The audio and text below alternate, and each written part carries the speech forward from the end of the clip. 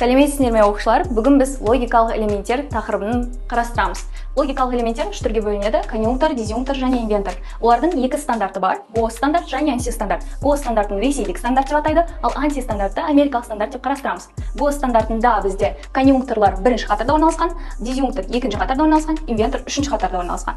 Енді қарайтын болсақ, біз қазір гос-стандарт бойынша есеп шығарамыз. Гос-стандартында конъюнктор n белгісімен орналасқан, ал дизъюнктор 1 белгісімен, ал инвенторның айырмашылығы мекеп дөңгелек орналасқан. Соңында қарайтын болсақ, енді бізде мұнда логикалық схема берілген. Енді осының өрнегін тауып көрейік.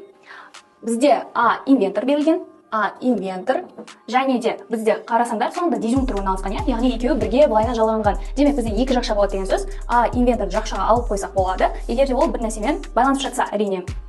Енді келесі ол дизъюнктор ортасында, ал келесі жақшамызда бізде Б-ның инвенторы, Б инвентор болған, және ол С мен конъюнкторға бірге байланысқан. Сонда біз конъюнктордың белгісін қоямыз.